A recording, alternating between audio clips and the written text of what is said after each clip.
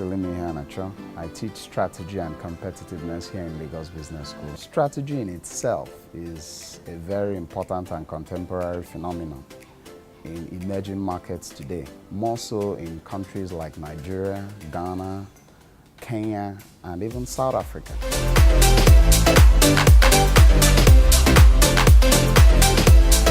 The first critical question companies ask are, or a company should typically ask itself in the execution of a strategy is, do I really have the right strategy? More than 80% of strategies formulated in markets like Nigeria, unfortunately, do not get effectively executed. And what executives need to understand is that the formulation of the strategy in itself is less than 5% of the task.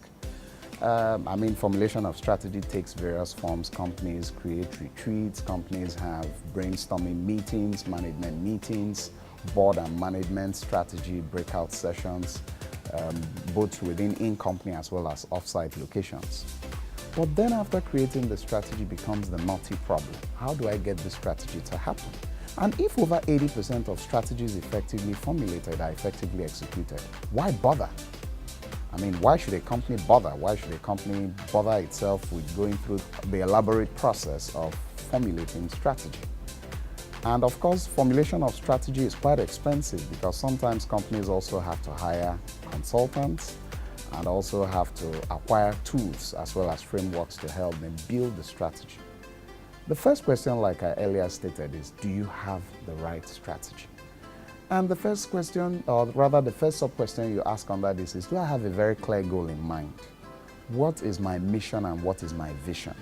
Do I have a compelling value to offer the consumers I hope to attract in the short, medium, and long term?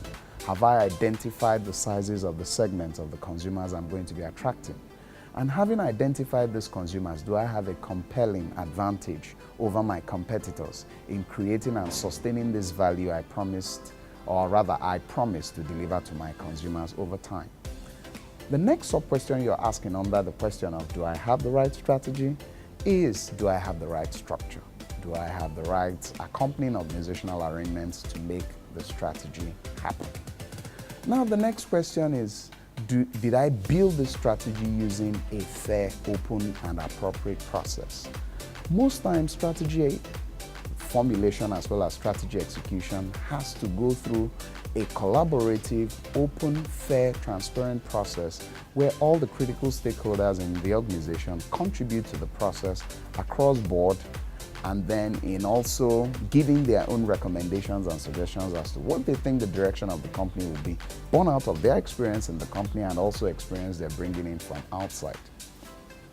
What we typically find out happens in the place of strategy retreats or in the place of fair and open strategy formulation processes are information sessions where executives simply pull in the managers together and tell them precisely what they think the company should be doing and where they think the company should be headed. In an event where executives do not contribute to the formulation of the strategy, you have things that happen in various markets where you have strikes.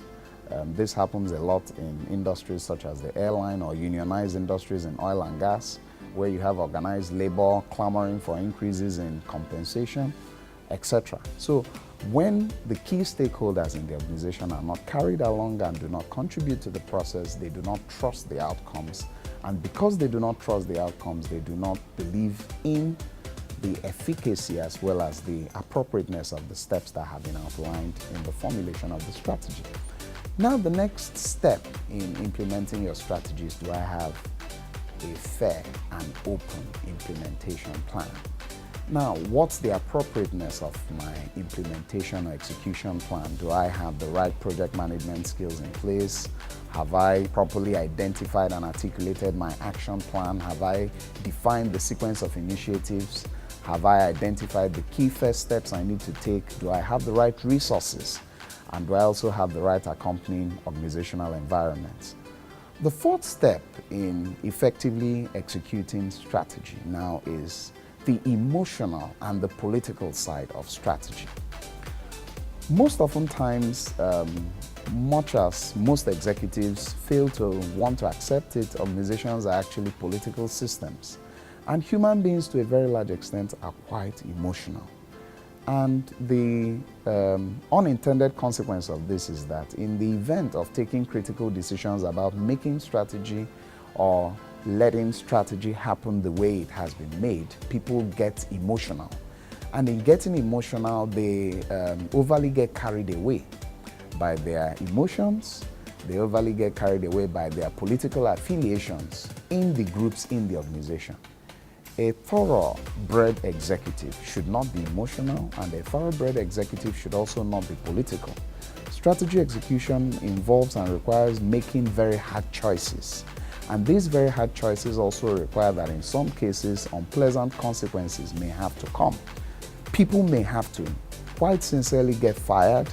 People may have to quite sincerely change roles. People may have to go and acquire new skills. New existing divisions of organizations may have to be shut down. And these are very hard decisions that emotions can actually come in the way of.